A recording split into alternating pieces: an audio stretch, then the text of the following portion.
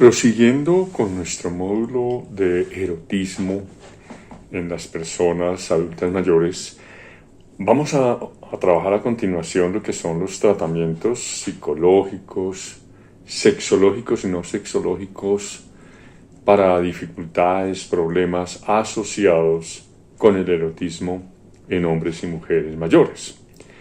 Comencemos con las mujeres, y aquí hay un elemento interesante que trabajar y son, digamos, las terapias de tipo psicológico. Allí encontramos diferentes alternativas, como son la terapia cognitivo-conductual, la terapia de pareja, algo interesantísimo que ha ido saliendo en el ambiente que es el mindfulness, ya veremos qué es eso, las intervenciones para el duelo y la pérdida y los grupos de apoyo para mujeres. Entonces, en el primer caso, estas terapias cognitivo-conductual tienen una larga trayectoria en Colombia y en el mundo y ayudan a las personas a identificar y transformar pensamientos, en algunos casos negativos, sobre el cuerpo que envejece y su sexualidad.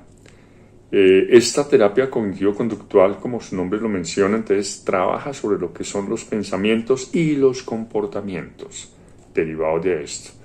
Y a partir de estos elementos puede llegar a mejorar importantemente la autoimagen, reduciendo la ansiedad de la persona y haciéndola que realmente tenga una vida más tranquila. Un segundo grupo de intervenciones psicológicas es la terapia de pareja. La terapia de pareja tiene una alta,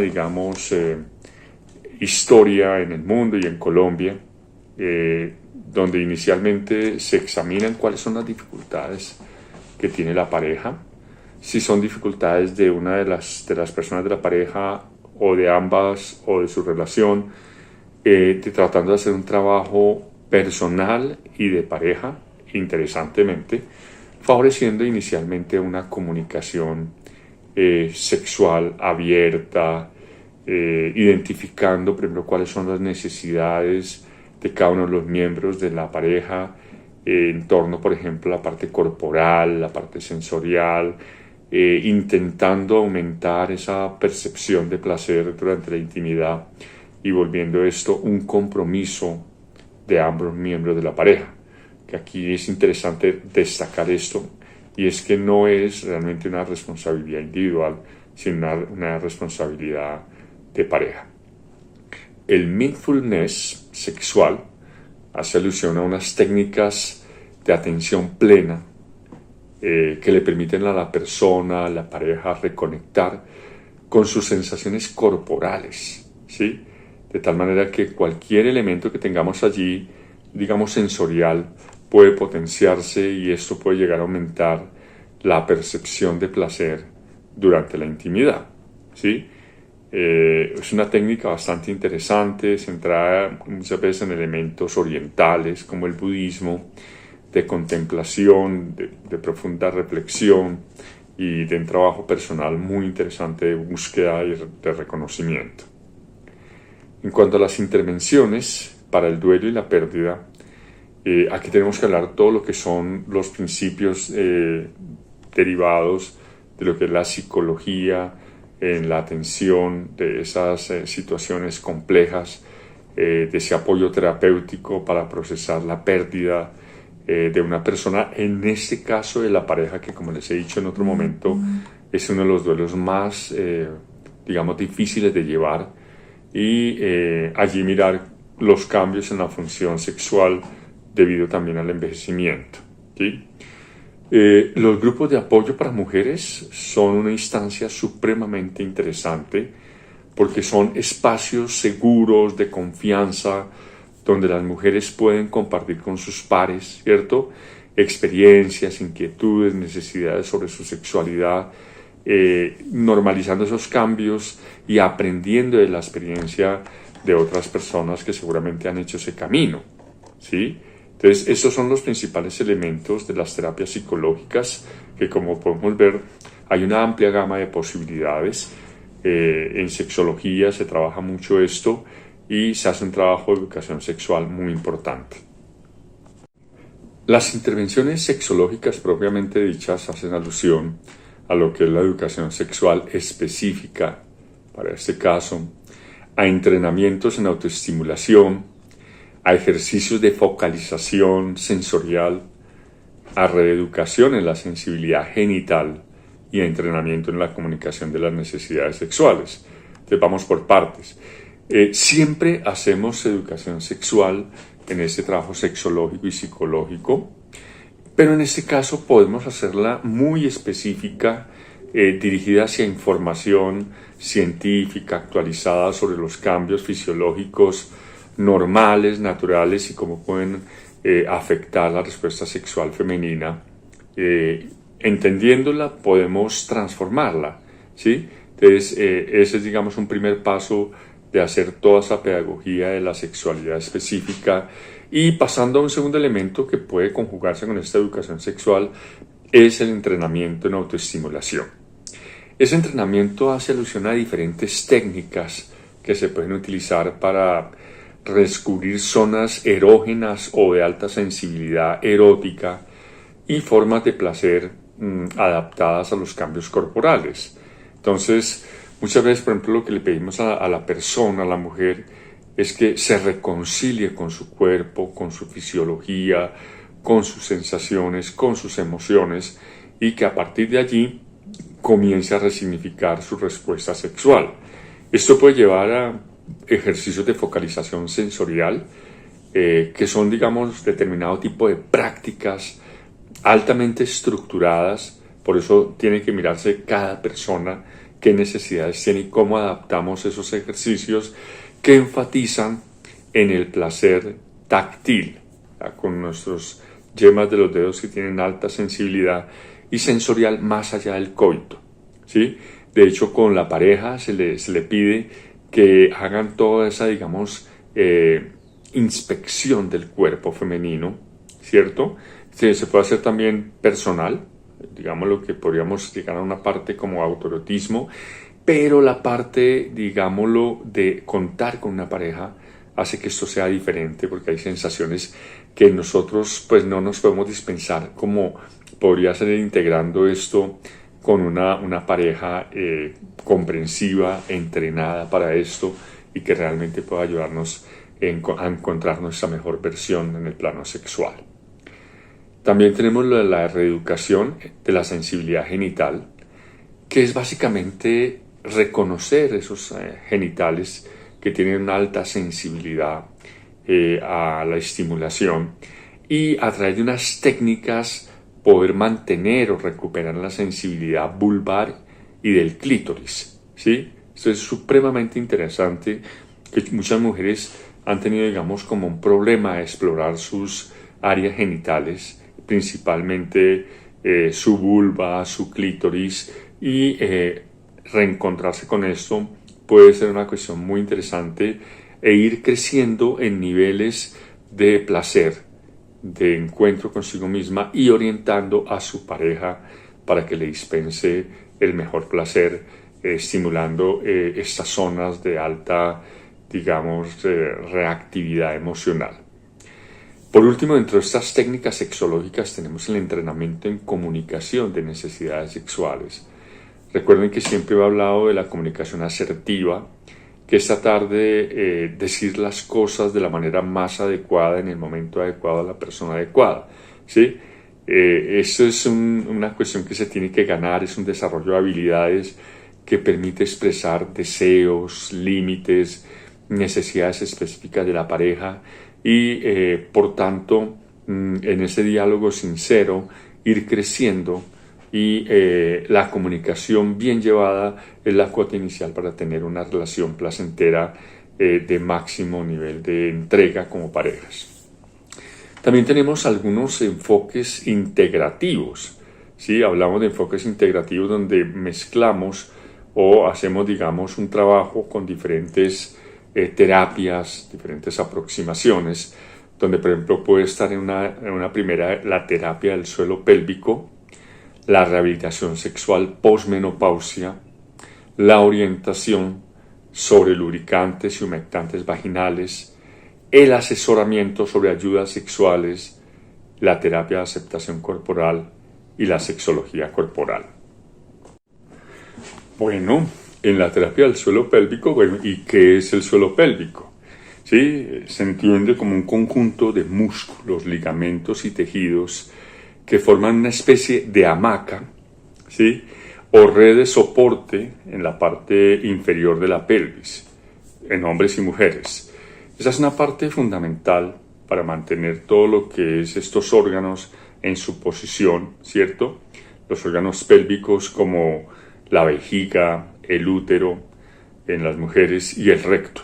Entonces, cuando esto funciona bien, es un soporte para los órganos pélvicos y evitar así el descenso o prolapso de estos, digamos, órganos. Ayuda al control de esfínteres, tanto urinario como anal. Participa activamente en la respuesta sexual de hombres y mujeres. Por tanto, si tenemos una buena salud en este suelo pélvico, pues va a haber un mejor desempeño. Y ayuda a estabilizar todo lo que es la columna lumbar y la pelvis. Miren lo importante que es todo esto y el apoyo en el caso de las mujeres que brinda durante el embarazo y su papel crucial durante el parto. Entonces, esas son las funciones decisivas del suelo pélvico y por tanto es importante cuidarlo. Entonces, aquí vamos a encontrar que la salud del suelo pélvico es fundamental en las mujeres y hombres para poder, digamos, tener una función sexual adecuada, y en el caso de las mujeres todo lo que tiene que ver con el embarazo, el parto, la menopausia. Cuando hay problemas de suelo pélvico estamos hablando, por ejemplo, de incontinencia urinaria o fecal, de caída o prolapso de estos órganos pélvicos, de algunas disfunciones sexuales como dolor al tener relaciones sexuales, pero también disminución de la sensibilidad. Ese dolor puede ser dolor pélvico crónico y tener un papel importante en el no muy buen desempeño de la función sexual. Veremos más adelante los ejercicios de Kegel que pueden ayudar mucho en esa salud del suelo pélvico, de tal manera que estos ejercicios pueden fortalecer la musculatura pélvica, mejorando así la sensibilidad y ayudando a que esos problemas de incontinencia sean más llevaderos y pueden prevenirse, ¿sí?, que es lo más importante. También hay unas terapias de rehabilitación sexual posmenopausia, y es lo interesante que es todo esto. Estos programas abordan específicamente esos cambios hormonales y sus efectos sobre la sexualidad, y lo llevan a cabo muchas veces endocrinos en conjunción con lo que es el ginecólogo, y hacen un muy buen equipo y un muy buen trabajo. Hay otras terapias donde, por ejemplo, se utilizan lubricantes y humectantes vaginales, y aquí es importante la asesoría del personal especializado para seleccionar el mejor producto para cada persona, ¿sí? Eso para ayudar a la sequedad vaginal y que evitar problemas y ayudar a que haya realmente una relación sexual satisfactoria. También la asesoría sobre ayudas sexuales, ya iremos más adelantico sobre los juguetes, que hay bastante, digamos, como expectativa por algunos. Intentaré hacerlo lo mejor posible. Y aquí entonces esta asesoría sobre ayudas sexuales tiene que ver con la orientación sobre el uso de vibradores, de otros dispositivos adaptados a las necesidades de las mujeres mayores, ¿sí?, que es interesante verlo allí. También se habla de una terapia corporal, que es básicamente promover un trabajo específico para integrar positivamente todos esos cambios físicos y fisiológicos del envejecimiento en la autopercepción sexual, en este caso de las mujeres, pero también puede ser de los hombres, ¿sí? Y por último, un tema interesante que es la sexología corporal, que es el abordaje integral del cuerpo, ¿sí?, y de lo que es nuestro cerebro, nuestras cogniciones, nuestras emociones, nuestras sensibilidades, todo para mejorar toda esa conciencia corporal y la capacidad de sentir placer. Entonces fíjense cómo todos estos elementos se van uniendo y van permitiendo que todos estos tratamientos sean personalizados de acuerdo a la historia sexual de cada hombre, mujer, en este caso mujeres, a las condiciones médicas particulares y a su situación de relación de pareja actual. Entonces básicamente se pretende es promover, digamos, como la vivencia erótica satisfactoria, adaptada a cada persona en este momento concreto, enfatizando su placer, su conexión emocional en ese desempeño. En cuanto a los tratamientos no farmacológicos, en el caso de la disfunción eréctil en hombres mayores, podemos aducir a varios elementos acá, por ejemplo, como cambios en el estilo de vida, algunos dispositivos y ayudas mecánicas, algunas terapias psicosexuales o físicas y rehabilitación, principalmente, ¿sí? Entonces vamos a ir por partes. Miremos, por ejemplo, todos esos cambios en el estilo de vida que aplican también a las mujeres, pero que en este caso a los hombres nos interesan muchísimo, como es, por ejemplo, la actividad física regular. ¿Sí? Si tenemos actividad física regular, que puede ser caminar con cierta, digamos, exigencia, caminar rápido, por ejemplo, ese ejercicio moderado, esas caminatas diarias mejoran nuestra circulación sanguínea general, beneficiando la función eréctil, ¿sí? Valga la pena decir que esto se puede hacer a cualquier edad, pero entre más temprano comencemos, muchísimo mejor. Un elemento clave es la alimentación saludable, una dieta rica, por ejemplo, en frutas, en verduras, en pescado, en aceite de oliva. Todo esto mejora nuestra salud cardiovascular y la baja, por ejemplo, del consumo de azúcar, prácticamente eliminarla, la sal bajarle al máximo, aprender a saborear los alimentos en su estado natural. Mi esposa, por ejemplo, tiene prediabetes, entonces se toma todos los jugos sin azúcar. Cuando yo lo hago, realmente encuentro un sabor interesantísimo en la fruta, ¿sí? Y he aprendido también a manejar mi dieta de acuerdo con sus necesidades. Algo importantísimo que tiene que ver con todo eso es el control de peso, ¿sí? La reducción del sobrepeso mejora significativamente la función sexual y es un propósito que podemos tener al ir haciéndolo despacito. Por ejemplo, yo nunca tomo gaseosa. La gaseosa realmente tiene muchísimos elementos que me hacen daño para mi organismo. Prefiero el agua, ¿sí?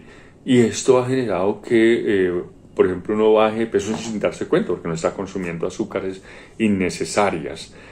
La reducción del alcohol, del cigarrillo y de otras sustancias psicoactivas es importante y esto tiene unos efectos interesantes.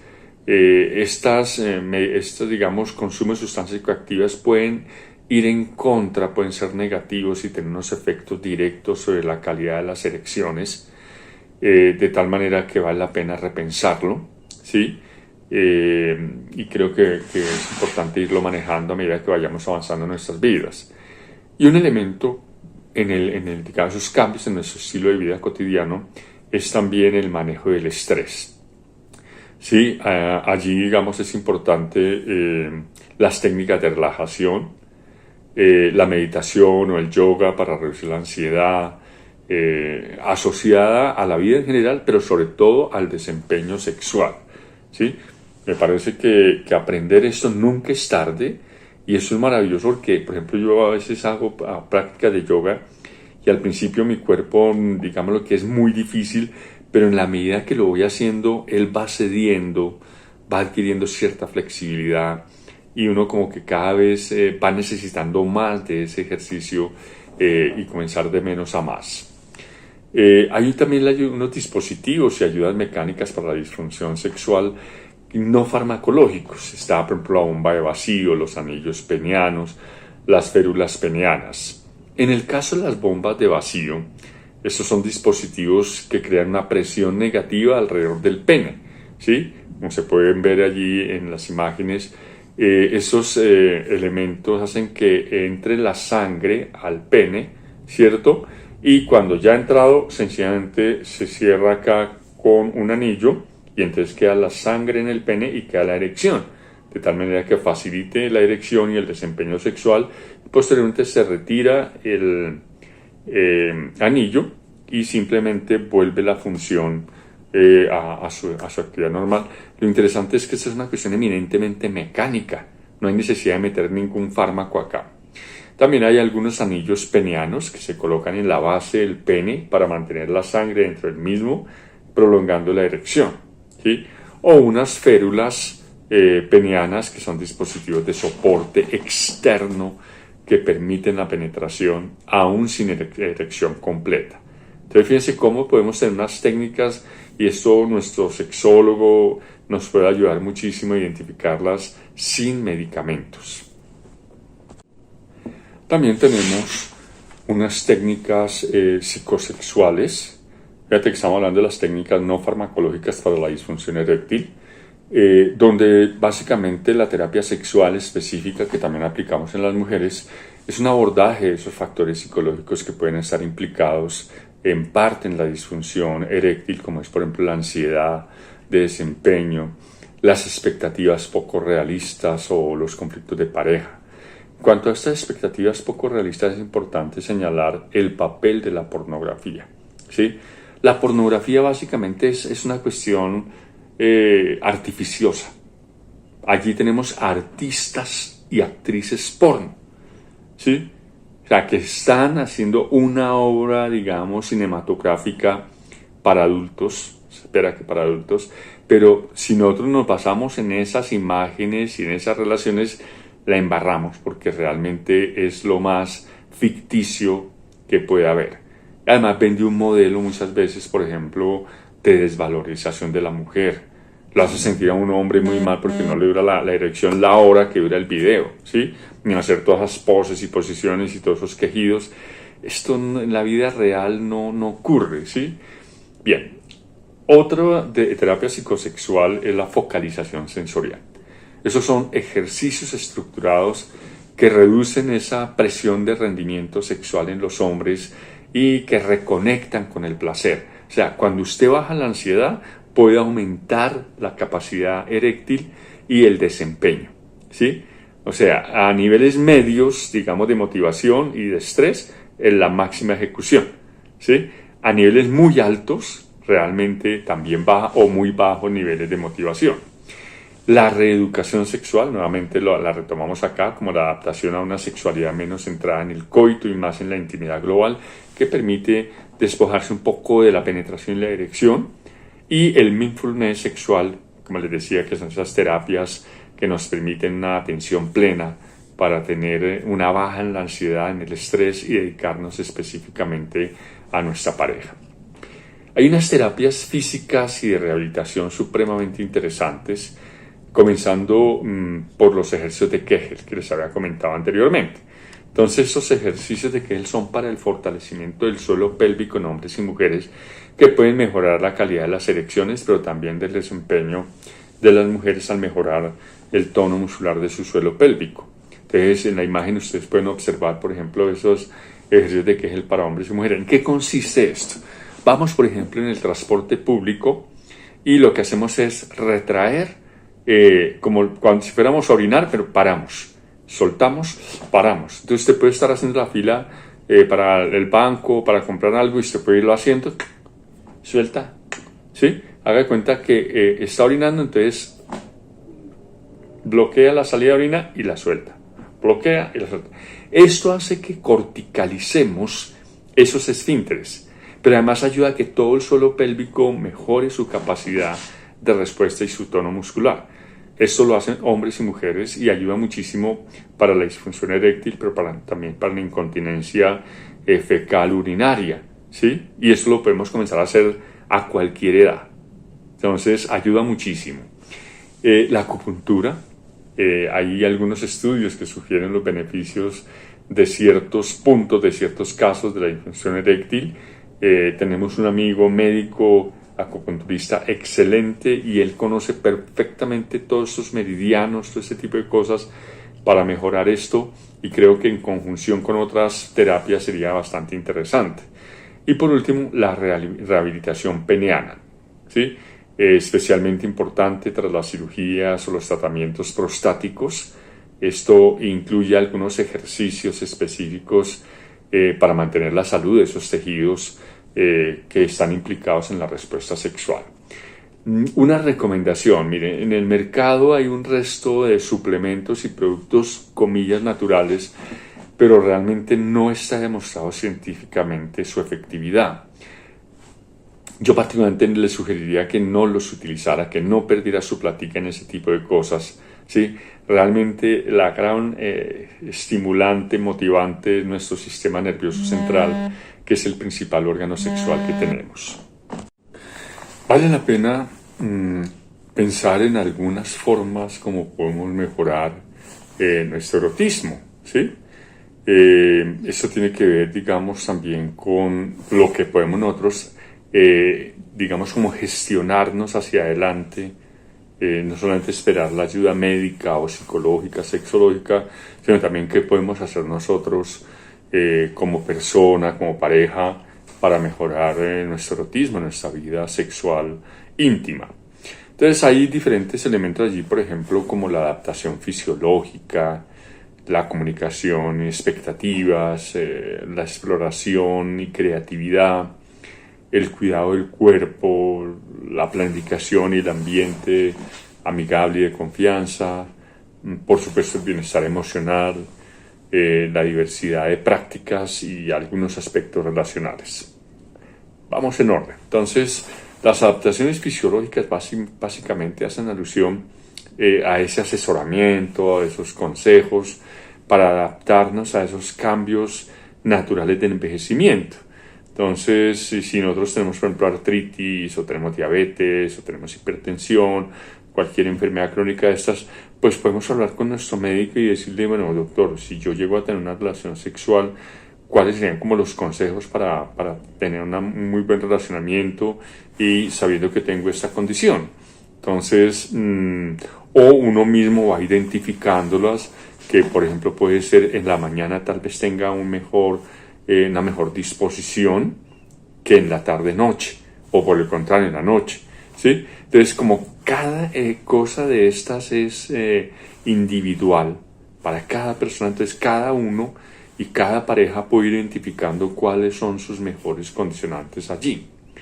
La comunicación y la expectativa, básicamente, estamos hablando de esas estrategias que podemos emplear para poder comunicar y expresar claramente nuestras necesidades, pero también ajustar nuestras expectativas. Si uno de joven, por ejemplo, podía tener 2, 3 relaciones sexuales coitales en una noche o tal vez más, ¿sí? Ahora sabe uno que tal vez con una está bien, en un día, en 2 días, en una semana, y debemos manejar esto. Pero como esto no se trata solamente del coito, sino que la sexualidad hemos visto que es mucho más amplia, que son las caricias, los besos, recorrerse el cuerpo, generar nuevas, capacidades sensoriales allí de reconocimiento propio, pues fíjense cómo podemos utilizar diferentes estrategias para estar durante toda una jornada activos, durante una semana, un mes, toda la vida. La exploración y creatividad tiene que ver mucho con esto que les estoy comentando, y es básicamente el tratar de descubrir nuevas formas de placer, ¿sí? ¿Cómo me puedo ir, digamos, adentrando en ese contexto? Pues explorando individualmente, en relación con mi pareja, acariciando, por ejemplo, la espalda, besándola, recorriéndola, por ejemplo, con un aceite oloroso bien rico, con la música, una comida sabrosa, un vino, lo que usted le crea, digamos, esas sensaciones de placer, como de sensualidad, por favor, tráigalas acá y explórelas con su pareja, sea muy creativo, creativa, y ojalá pueda programarlas. Yo creo que esto de la programación es importante ya a nuestra edad. Antes podía ser algo furtivo que sucedía de un momento a otro sin mucha preparación, pero ahora sí necesitamos tal vez tener un poquitico más de programación, de prever esto, y en el camino van a surgir cosas que no estaban programadas, pero que seguramente las vamos a afrontar. El cuidado del cuerpo, me parece que la apariencia personal es importante, el aseo personal, el oler rico, el sentirse uno agradable para sí mismo, para la otra persona, favorece la salud mental en general y la salud sexual en particular. El bienestar emocional es clave, como mantener una actitud positiva hacia la vida y hacia la sexualidad. Esto es fundamental. Hay problemas, entonces ¿cómo le damos la vuelta y lo volvemos una oportunidad, una posibilidad? Que soy un viejito cascarrabias, entonces como bajarle un poquito a eso y comenzar a decir, oiga, no tengo necesidad de estar peleando siempre, y qué bueno que la otra, oye, ¿cómo has cambiado? Ya te noto más tranquilo, como que ya no te enganchas por cualquier cosa. Maravilloso, a mí me lo han dicho y eso da resultado. La diversificación de prácticas sexuales me parece interesantísimo. Poder ir explorando nuevas posibilidades eróticas enriquece el erotismo, enriquece la vida, nos permite llegar más lejos en todo esto y tal vez mejorar nuestra relación con nuestra pareja, tener una mejor conexión con ella y lograr mejores niveles de desempeño erótico, personal, de pareja y ese bienestar mental, de la salud en general y de la salud sexual en particular. Ya vamos llegando al tema de nuestros juguetes sexuales, pero antes de ello quiero, digamos, proponerle un tema bastante interesante del siglo XXI, en el cual se puede hablar abiertamente de los sectores sociales LGBTIQ+, ¿sí? Lesbianas, gays, bisexuales, personas con experiencia de vida atrás, intersexuales, queer y otras posibilidades eróticas e identidades de género. Ellos y ellas también, digamos, tienen su vida erótica y aquí vamos a tratar de mirar algunas formulaciones iniciales. Esto no es, digamos, una cuestión profunda, sino simplemente como, oiga, venga, ¿cómo es la sexualidad de estas personas y cómo yo puedo apoyar para que la tengan lo mejor posible desde donde yo esté, ¿sí? Como abuelo, como hijo, como padre, como ser humano, ¿cómo puedo aportar a que ese erotismo en los sectores sociales LGBTI sea lo mejor posible? Entonces, allí hablamos, por ejemplo, de lesbianas. Las lesbianas son mujeres que se gustan entre mujeres, ¿sí? Que tienen esa dirección de su deseo sexual hacia personas de su mismo sexo. Allí se habla un mayor énfasis en la intimidad emocional y conexión, una exploración sensorial amplia del cuerpo completo, una menor dependencia de la penetración y mayor valoración del contacto físico en general, aunque hay algunas mujeres que utilizan algunas prótesis como penes, digamos, para poder sentir la penetración y todo esto, y es un acuerdo a que pueden llegar ellas sin que esto sea una cuestión machista ni nada, sino simplemente dentro de todo lo que es la riqueza de su erotismo. La adaptación a cambios físicos como la resequedad vaginal con uso de lubricantes en todas las mujeres adultas mayores sucede, y el redescubrimiento del placer a través de la comunicación abierta, honesta, efectiva que permite que las parejas de lesbianas sepan qué necesidades tiene su pareja. En cuanto a los hombres gays adultos mayores, se espera una adaptación a sus cambios fisiológicos con el tiempo, ¿cierto? Prolongando tal vez más la excitación, ¿no? La mayor valoración de la intimidad y de las caricias prolongadas, la diversificación de esas prácticas sexuales más allá de lo centrado en la erección y penetración, lo cual implica una exploración de todo ese erotismo a través del tacto, de masajes, de diferentes alternativas, y nuevamente la comunicación directa sobre esas necesidades y límites físicos hacen que las relaciones eróticas entre hombres sean más placenteras y llevaderas en la adultez mayor. Las personas bisexuales, adultas mayores, pues una persona bisexual es la que siente atracción tanto por hombres como por mujeres en diferentes gradientes o niveles. Eso no interesa mucho, pero se siente atraído y puede llegar a tener relaciones sexuales con personas de ambos sexos. Entonces, allí la expresión de esa atracción dual puede evolucionar con la edad haber una mayor flexibilidad de esa expresión erótica con la pareja, mejorar y aumentar el enfoque, la calidad de esa conexión con el género, ¿cierto? Y la posibilidad de volver a explorar esos aspectos de la sexualidad que muchas veces no habían sido expresados y que ya con el caminar del tiempo uno, digamos, como que baja un poquito los niveles de ansiedad del qué dirán y se relaja y puede hacer lo que quiere y expresarlo y poder decirle a la pareja qué le gusta, qué le disgusta e integrar todas esas experiencias de vida en su expresión erótica.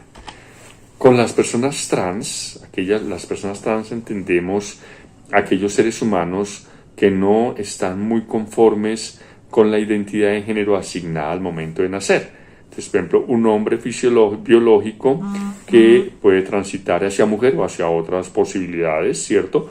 O una mujer biológica que transita a otras identidades. Entonces, esa es una persona trans.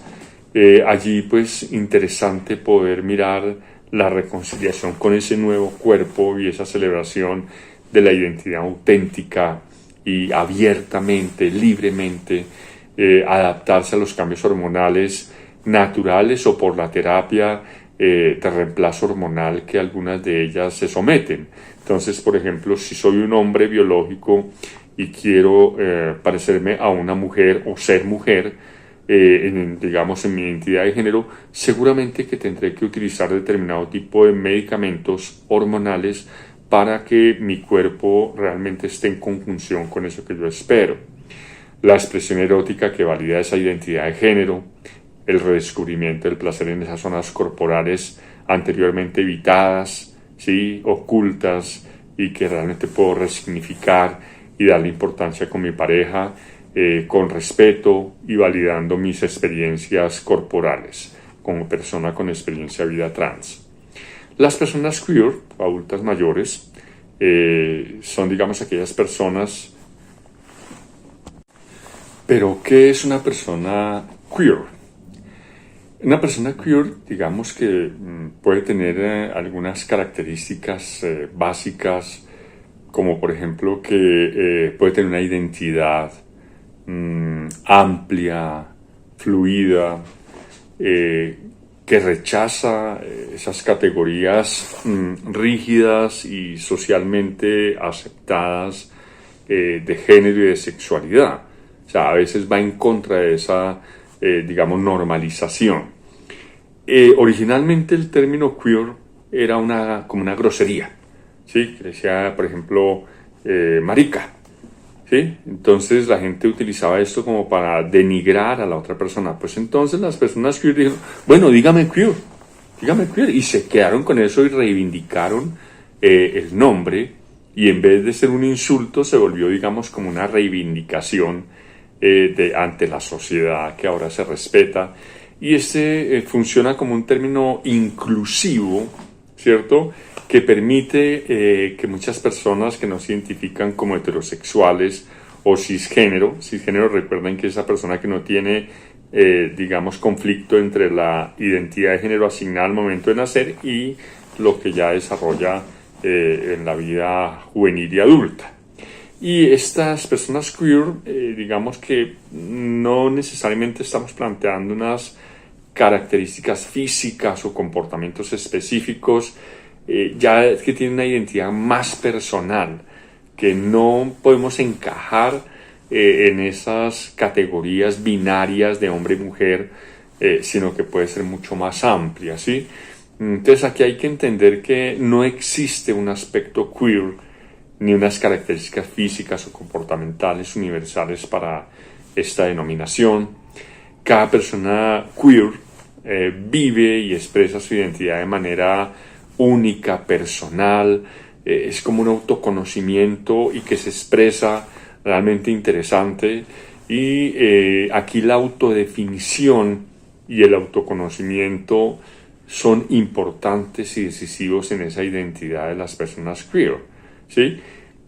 Es una identidad, digámoslo, legítima, que merece todo el respeto como cualquier otra. Es importante señalar acá que las personas queer pueden identificarse diversas orientaciones sexuales, o sea, pueden ser bisexuales, pansexuales, asexuales, y pueden tener diferentes expresiones de género no binario, género fluido, trans, o simplemente utilizar la palabra queer como su identidad principal. Ya en el plano sexual hablamos, por ejemplo, de una fluidez en esa expresión erótica sin adherir a categorías rígidas. Son personas muy creativas e innovadoras en sus prácticas sexuales no normativas, o sea, no usuales. Integran las experiencias de vida en su expresión sexual. Tienen una valoración de conexiones auténticas por encima de roles tradicionales y una celebración de la ruptura con expectativas convencionales del erotismo. Es decir, son personas que pretenden, digamos, vivir de otra manera a lo que cotidianamente conocemos. Entonces es una cuestión supremamente interesante, porque a veces uno siente que son personas que van contracorriente, ¿sí? Digamos, tratando de dibujar y vivir otra vida diferente a la que conocemos. Y eso es maravilloso, porque el ser humano es tan flexible que puede encontrar todas esas diferencias y esas posibilidades. Bueno, y estamos llegando ya al final de nuestro módulo 3-4, digamos, lo que podemos llamarlo así.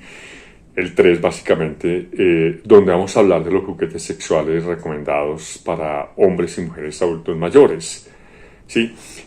La historia de los juguetes sexuales es bastante larga, es interesantísima, con unas cuestiones a veces risibles, pero que en su momento histórico marcaron toda una tendencia. No sé si ustedes seguramente recuerdan las muñequitas inflables, ¿no? Y todo ese tipo de cosas que se utilizaban anteriormente y que ya ha ido evolucionando, y ahora tenemos otro tipo de elementos que se pueden manejar hasta por el computador con inteligencia artificial. Por ejemplo, los juguetes sexuales para mujeres pueden ser vibradores ergonómicos, lubricación de alta calidad allí, digamos, importante para facilitar la entrada y salida de estos juguetes, dilatadores vaginales, vibradores externos, almohadillas vibradoras.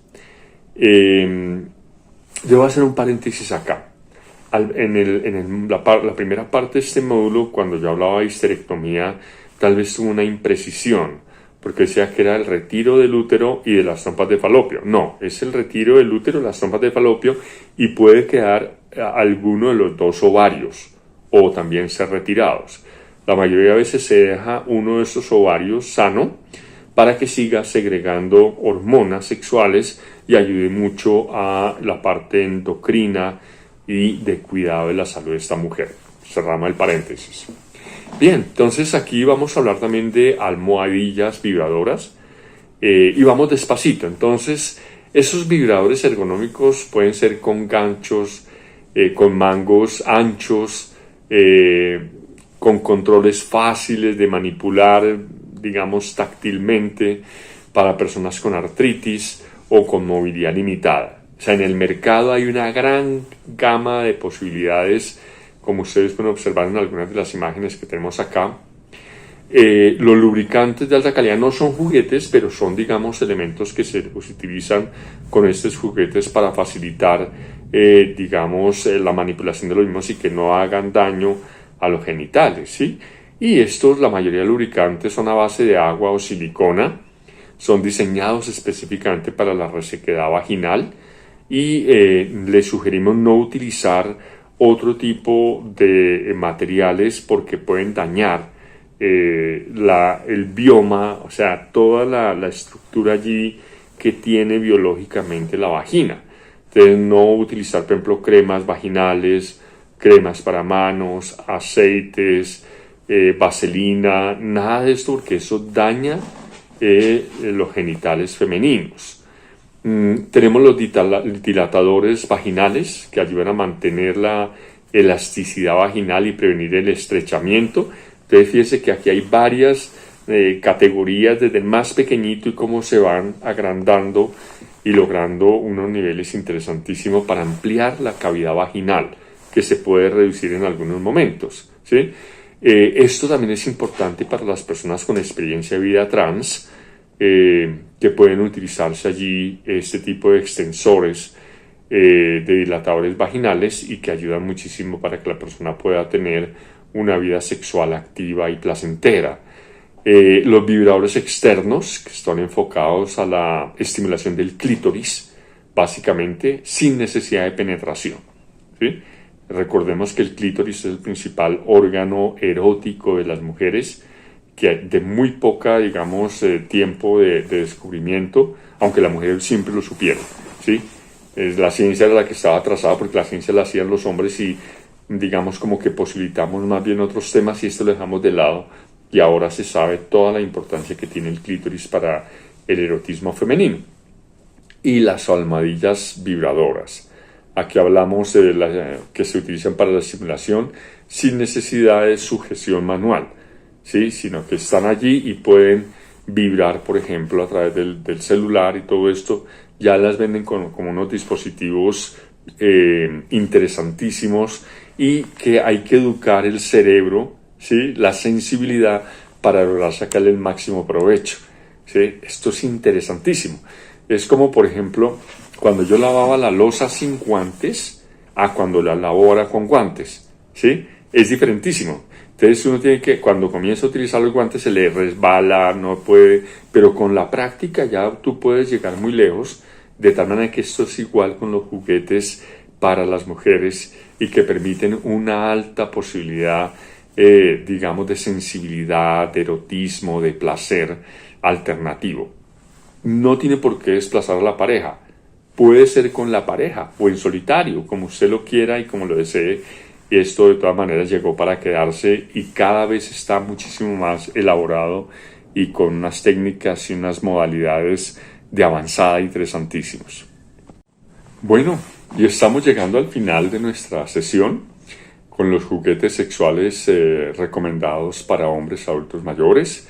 Allí encontramos una gran variedad también como en las mujeres, anillos penianos, bombas de vacío, mangas masturbadoras ergonómicas, próstata estimuladores y vibradores para parejas. Entonces me parece interesante poder tener todo esto porque miren esos anillos penianos que ayudan a mantener la erección por más tiempo, ¿cierto? Y además se vuelven un juguete interesantísimo con la pareja. Obviamente todo esto tiene que ser consensuado y si vamos a introducir nuestro pene con este tipo de materiales, pues tiene que utilizar lubricante, hacerlo con paciencia, salivita, despacito, sin dañar a la otra persona, no hay necesidad de ello. Las bombas de vacío son un tratamiento no farmacológico, como habíamos mencionado anteriormente, para la disfunción eréctil y que es básicamente un dispositivo que ayuda a lograr la erección y a mantenerla a través de un proceso básicamente vacío que va saliendo el aire que está allí dentro y haciendo que se llenen esos cuerpos cavernosos del pene y cuando están llenos se suelta un anillo de tal manera que impide la salida de la sangre y tenemos una erección importante y que nos permite llegar a tener una erección suficiente y un desempeño interesante y el orgasmo también. Tenemos este tipo de mangas masturbadoras que son esos mangos más grandes y fáciles de manipular y que ven ustedes que tienen diferentes modalidades que pueden simular una vagina u otra parte del cuerpo, por ejemplo la parte anal, y que ayudan muchísimo al hombre a lograr su placer sexual. Y esto, por ejemplo, puede usarse cuando no tenemos pareja, ¿sí? O teniendo pareja también para disfrutar y poder enriquecer el erotismo y jugar con eso y volver una fiesta. O sea, es que esto no tiene por qué desplazar a la pareja, sino por contrario, integrarla, ¿sí? Y tenemos acá los vibradores para parejas.